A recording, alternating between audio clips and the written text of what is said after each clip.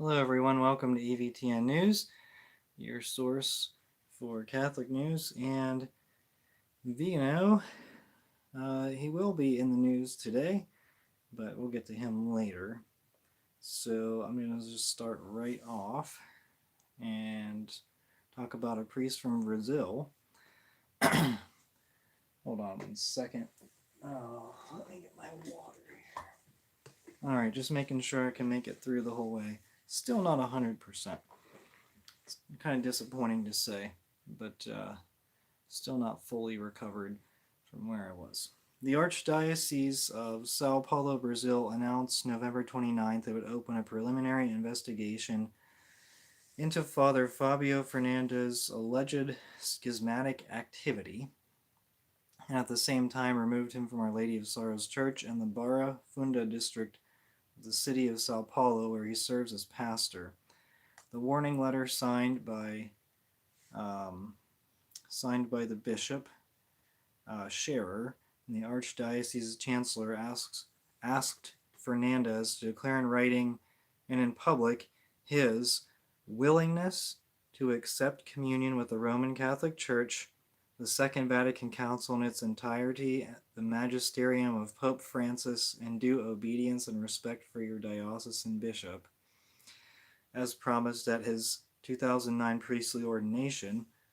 The letter accused the priests of persistent disobedience, making schismatic statements such as calling Pope Francis and Scherer heretics, and showing clear disregard for the tenets of the 2021 Apostolic Letter Traditionis Custodes, which curtailed celebrations of the liturgy prior to 1970, also known as the Tridentine Mass. So now we get to the root of the problem. They're investigating this priest for supposed schismatic activity because he disobeys a clear violation of Catholicism, which is Traditionis Custodes. So anyone who is disobedient to that will be accused of being a schismatic. And I would say the longer Francis lives, the worse things are going to get, at least in the diocesan confines. But on the fringes here in Catholicism, we'll just continue to do what people have done for the last 2,000 years. What else? Calling Pope Francis and his bishop heretics. That's it's always going to get you in trouble with your bishop if you call him a heretic. But what happens if it's true? What happens if your bishop really is a heretic? Because we can see that in some cases. Actually, quite a few cases now in our modern church. Just sad to say, but can't say it's not hard to believe at this point. See what's going on. And of course, those of you who follow this channel, not a surprise. All right, Cardinal Sarah said, "We are witnessing in the West a dismantling of faith and piety and a destruction of the forms of the Eucharist." I said this in December 4th homily in Dakar, Senegal, in the cathedral. Sarah also criticized the inclusion of African or Asian elements in the liturgy. He noted that these celebrations sometimes last 6 hours, but added they are often too banal and too noisy, too African and less Christian. Wow. So he's really coming out firing, it sounds like. And I would say his chances of being Pope are 0, but if he were Pope, I personally believe he'd be a better Pope than Benedict. Benedict was probably the best Pope in the past, well, in the Vatican II era. Unfortunately, Sarah has guts. Benedict kind of, I don't know that he ever really wanted to be Pope, and so he quit. But anyway, that's for another conversation. That was last year. Actually, it's been almost a year since he died. So pray for him, certainly. Thank you, everyone, for joining me. All right. So I do want to talk a little bit about Father Lovell, Father John Lovell of formerly of the Coalition for Canceled Priests, abbreviated CCP. I mean, of course, you abbreviate the Chinese Communist Party, so I guess I won't refer to it as the CCP. But so in the description, I have the links to my articles I'm discussing today. This is a Twitter statement from Father Altman. It's a very long statement. I'm not going to read you the whole thing, but the summary is that Father Lovell is not good at managing money. This is according to Father Altman. Take it as you will. According to Father Altman, Father Lovell is not good at managing money. Many canceled priests did not receive the money that was donated, while Father Lovell paid himself $50,000 a year, in addition to the $1,700 a month plus benefits he gets from his diocese, plus free housing and utilities paid for by the Coalition for Canceled Priests. Plus, he refused to cooperate with the accountants when the canceled priests brought them in to manage money. It's all according to Father Altman. There are two sides of the story, so but this is playing out in a very ugly way, and unfortunately, that was one thing in the back of my mind. I mean, it's like, okay, canceled priests, some of them support some of them. Some of their stories are really, it seems like they're canceled for really dumb things. Father Altman, you know exactly what his story is for being canceled. He said that you can't be Catholic and Democrat, and he was canceled for it, basically. Kind of dug in, went on all these podcasts, and kind of went into the celebrity. It became a celebrity. His bishop didn't like that, and so his bishop potentially violated canon law for canceling Altman. But you kind of know his story because he's so public and he's such a public figure. Father Lovell, not so much. He said he doesn't know why he was canceled, and then he doesn't know why he's canceled by the canceled priests. So, again, two sides to every story, but this is turning into a lot of drama, and a lot of people are asking for money in a lot of places. So, I don't know. I don't know. I can't tell you what to do with your money, but I like donating to monasteries, traditional monasteries. Just really feels like there's less controversy, and yeah. All right. It's a good idea to have water anyway. I mean, I feel like I can talk without having to drink a ton of water, but, it doesn't hurt to have it anyway. Unfortunately, a lot of people are getting these long-term coughs, and it's tough to get over them, and I don't know, I'm no exception, I guess. Unfortunately, it'll be nice when the warm weather comes in, but that's going to be a while. Okay, so the House, getting to U.S. politics, the House Judiciary Committee yesterday shared the findings of its investigation into a bombshell memo issued by the FBI Richmond, Virginia field office. I think you know what I'm going to talk about here. Earlier this year, that targeted Catholics who attended the traditional Latin Mass for surveillance, in particular those who attend Masses offered by the SSPX. So this is from James the Trad on Twitter. And from the record, so I linked a LifeSite News article, but James the Trad kind of summarizes things a little bit in a way where LifeSite doesn't. And you'll see what I'm saying. So from the record, from the FBI's record, it says, following public criticism about the memorandum, FBI Richmond Special Agent in Charge Stanley Meador met with the members of the clergy, including Most Reverend Barry Nestout, Bishop of the Diocese of Richmond, and a Cardinal of the Catholic Church, to mend the FBI's relationship with the Catholic community. So they met with Nestout, who was a McCarrick secretary, but Nestout did have something. He said that he didn't support the FBI spying on Catholics, so that's really a reasonable kind of a common sense perspective, but anyway, at least he's with us on that. Bishop Nestout said, a preference for traditional forms of worship and holding closely to the church's teaching on marriage, family, human sexuality, and dignity of a human person does not equate with extremism. So I like that statement. But the memorandum, the record says that they met with a Bishop Nestout and a cardinal to mend the FBI's relationship with the Catholic community. So he said, I can only guess the cardinal in question would be Wilton Gregory. But then Gregory had some really interesting things to say about the Latin Mass.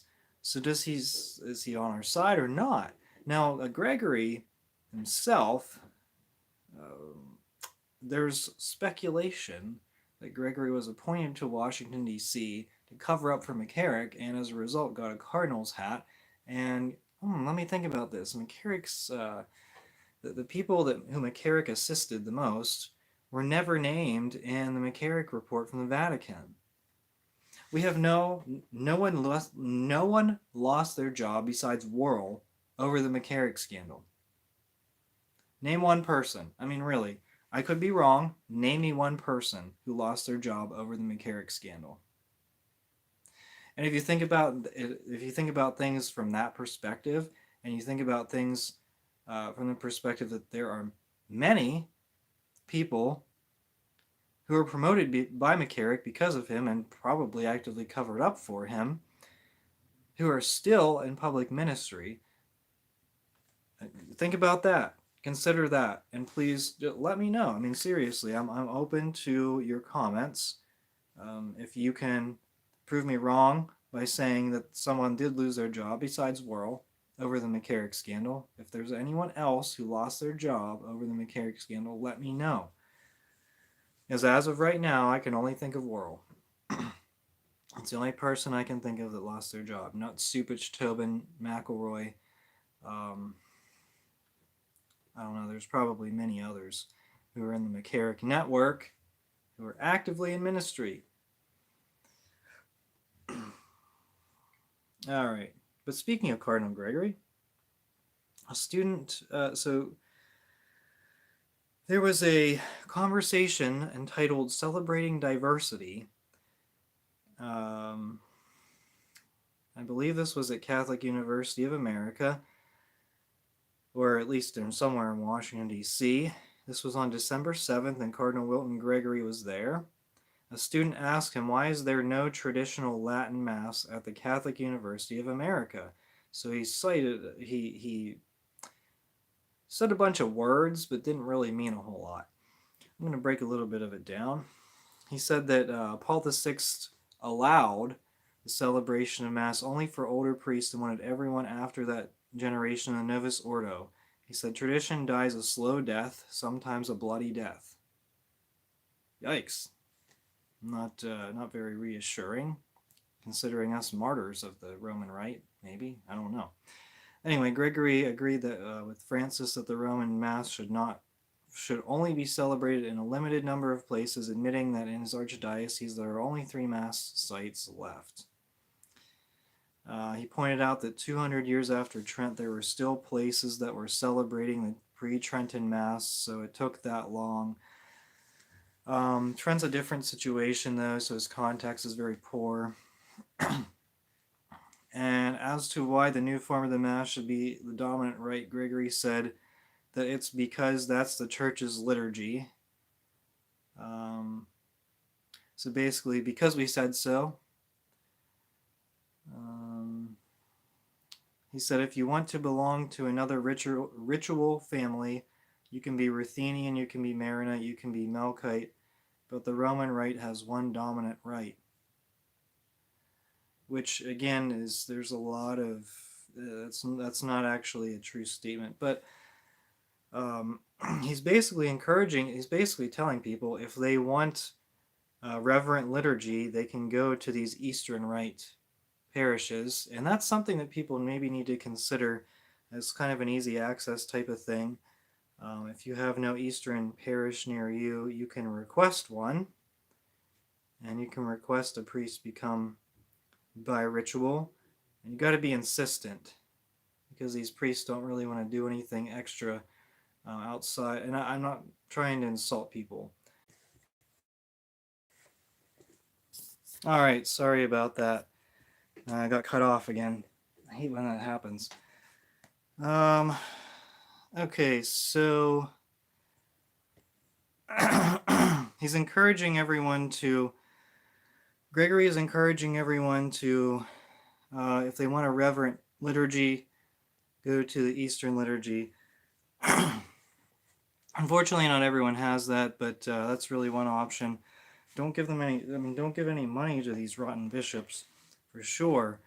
Let them, let them try to get some money from the government through the Jesuit LMNOP ministries and everything.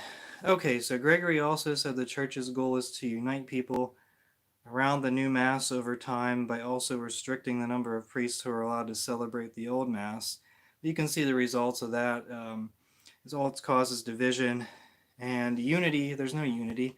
You can't have unity whenever a priest is trying to celebrate a reverent Novus Ordo and another priest is trying to celebrate an LMNOP Novus Ordo. There's no unity in that. So I don't know. I don't know what to say about that other than it's false. It's very false. And if the church's goal is to unite people, then they should have a right where you can't choose all of your options, what prayers you want to say. They should have a right where the rubrics are very specific as opposed to freestyle, and they should restrict the priests who are freestyle with everything. As for tradition dying a slow death, the Novus Ordo is dying a fast death. So that should be disappointing for him. All right. Now moving on, there was information, and I probably would have inaccurately reported it if it were earlier, should I say late last week. There was news that Bishop Strickland had been banned from celebrating Mass in his diocese, but that's not the case. So he has not been banned from celebrating Eucharist in his former diocese of Tyler, Texas. He wrote to Catholic Vote on December 9th. He said, "Tell them I received no such directive." The original story was published by LifeSite News. The Bishop Strickland was banned from celebrating Mass, but he wasn't. Strickland is on retreat at a Benedictine Abbey in Oklahoma until December 16th. That's Saturday. That's this Saturday. There are only 2 such abbeys in this state. It is likely in the state of Oklahoma. It is likely it's possible that he is at Clear Creek Abbey, which is exclusively Latin Mass. So it's even possibly likely that he is there. So what does that mean? Well, no one really knows, but if Bishop Strickland comes out friendly towards the SSPX at the end of the day, no one will be surprised. Of course, if he's visiting a traditional Roman Rite monastery or abbey, then I would expect him to say the Latin Mass a lot more, and he has the availability to do that now. Not that he didn't before. Maybe just a little bit of public pressure. Okay, so gonna talk about some bus nuns. 4 bus nun congregations of Catholic religious sisters filed a lawsuit against the gun manufacturer Smith & Wesson on Tuesday, accusing the company of participating in illegal marketing tactics that they said attract a dangerous category of consumers and facilitate an unrelenting and growing streams of killings. The sisters collectively own 1,000 shares in Smith & Wesson, according to the Wall Street Journal. Though a small percentage of the company's total shares, this amount gives the congregations the right to file legal action. So they're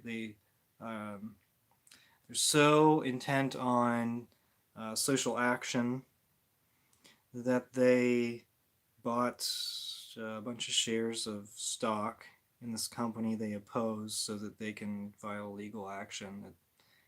what's the point? These bus nuns. I mean, well, I don't even really understand. Now, if, and I've said it before, if you ban sales of weapons to LMNOPs, I would support that because they are dangerous, and as you can see in some of the situations in recent history, that's all I can really say on that. All right, so Vigano has founded a traditional seminary. He announced his plans for a new seminary under his supervision while insisting that good and holy priests are needed who are not subjected to the blackmail of having to accept the errors of Vatican II or the deviations of Bergoglio in order to exercise their ministry. So I didn't see full details of his plans for the seminary, but it's definitely going to be something to keep an eye on. Now, if all of these bishops do these independent things, and then everyone's going to be kind of fractured, and I'd like to see a little bit of unity with these anti-Francis bishops, because right now there's a bunch of them, but they're not really working together a whole lot. I know that Burke and Sarah and a few cardinals in their 90s got together and wrote some dubia to Francis, and that's a good start. But I would like to see more people, more unity in that regard, just coming together a lot more, because I think we have a lot more in common than we do not in common. So I'd like to see that. Okay, and one article I threw on at the end, I've been talking about Bishop Ray in Frères Toulon, France, and how he has been banned from doing ordinations for a year and a half now, over a year and a half, and probably like 2 years. Well, let's see, he wouldn't, because he planned on doing ordinations in April, or well, in like April of 2022, but Francis banned him from doing ordinations since then. So it would be, if I do the math, like 2021 of spring of 21, whenever he last did ordinations. So really like 2.5 years there's been no ordinations in his diocese, I would imagine, and that's not by choice, that's by Francis. Well, that's by Francis's choice, not the bishop's choice. So he has a new coadjutor bishop, which means that that's Bishop Francois Touvet, and this bishop will take over whenever Bishop Ray retires. However, Bishop Ray is only 71, and his retirement age is 75, so that would be 4 years he'd have to wait to do anything. But this coadjutor bishop has special privileges. And I talked about this. I think someone called me an idiot for it, but I'm justified. This definitely backs me up whenever I say that. So Touvet was the one who announced it, the one who's supposedly taking over for Bishop Ray in 4 years. Touvet announced that the ordinations would take place in January of 2024, so in a month. So the first ordinations in the diocese in 2.5 years will take place in January. It was announced by the coadjutor bishop, who's not supposed to take over until is not supposed to take over for 4 years. But being that the coadjutor bishop announced it, it shows that he has full control of the diocese, and Bishop Ray has lost all control of it. Otherwise, Bishop Ray himself would be announcing this, and will Bishop Ray be doing the ordinations? Probably not. So, yeah, so Bishop Ray's just collecting a paycheck, and what he really needs to do is just say the Latin Mass every day and try to force this guy that's stepping on his toes and working over his head, force him to make a decision on banning Ray from the diocese. Because the Vatican's going to remove Ray. I mean, no question about it, they would. but they're undermining him in an embarrassing way, and he's allowing himself to be embarrassed. So um, don't do it. I would say reject that. Reject the Francis Church. All it is LMNOP and molesting, and um, that's the fruits of the Francis Church, right? You got Rupnik, you got Zanchetta, you got McCarrick. Those are just the guys off the top of my head. That's what the Francis Church stands for. Francis the Merciful strikes again. I think Sarah would be friendlier to TLM after those comments. Well, it's Cardinal Sarah. I mean, he'd have Reverend Novus Ordos everywhere. You have Latin Mass everywhere. 75 degrees in the People's Republic of California. Yeah, it was pretty cold here. Sometimes I'd rather give a donation to the local wino. At least I know it will be used for booze. I like that. Oh boy. McCarrick still pulling strings. Envelopes of cash are still flowing. Plot twist, Gregory is the FBI. Gregory is the FBI. TLM is bad informer. Well, I don't know. I don't know if Gregory would inform the FBI of the Latin Mass very well, because I'm sure he wants nothing to do with it. It's interesting though. Why do these bishops and cardinals have such a vicious hatred for the Latin Mass? I mean, or anything, any traditional elements. Even if a priest tries to do anything that makes a Novus Ordo like remotely somewhat reverent, these bishops just have like a crazy, like a passionate hatred towards it. I don't know. I think we have Ukrainian right here, but I go to TLM. Yeah, well, if you have an Eastern Rite, I would encourage you to check it out sometime. They have different. There are a few different holy days than the Roman Rite and the Byzantine Rite, so check it out whenever you get a chance, especially on those days. I know that the feast of Saint Nicholas just passed, unfortunately, but that would be a great time to check it out. Or some of the feast days coming up in the I think early in the year there might be several, but check their see if they have a bulletin. Well, some of them don't. They're not very great at advertising. You can always call the phone number and see what's going on. Oh, here we go. LOL. Nuns on the bus without guns. None,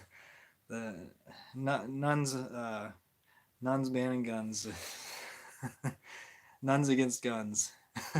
What about nuns against I don't know, nuns against apostasy, or nuns against heresy, or like, nah. No, we're not gonna get that. We'll get nuns for apostasy, nuns for heretics, nuns for LMNOP, nuns for sins that cry out to vengeance. Although, of course, weapons can be used in because what is it? Murder is a sin that cries out to heaven for vengeance as well. So I mean, it's nuns in pantsuits for heresy. Yeah. Well, they are, because they do have, I believe there's nuns that lead these LMNOP organizations.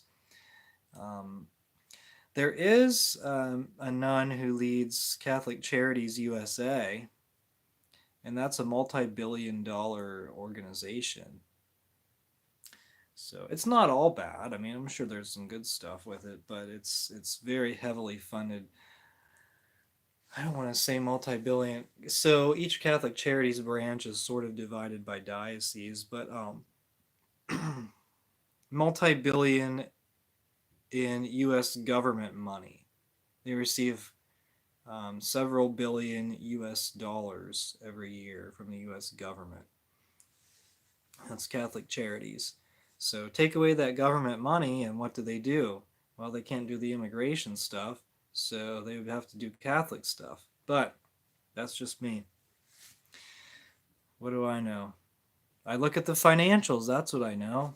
No, but financials aren't interesting. Okay, I think last thing I want to say is I haven't talked about church militant. Last week, I think I made myself busy last week, and I didn't get around to doing a video. I will. I promise I will do a church militant reaction video at some point, but there's news coming in fast, so I have to get all my information before I do that. All right, and let's see here. No Bill Clinton, NGOs, human trafficking. Yes, yes. Okay, this has been EVTN News. Until next time, thank you so much for watching. We are the laity, and we will not be silent.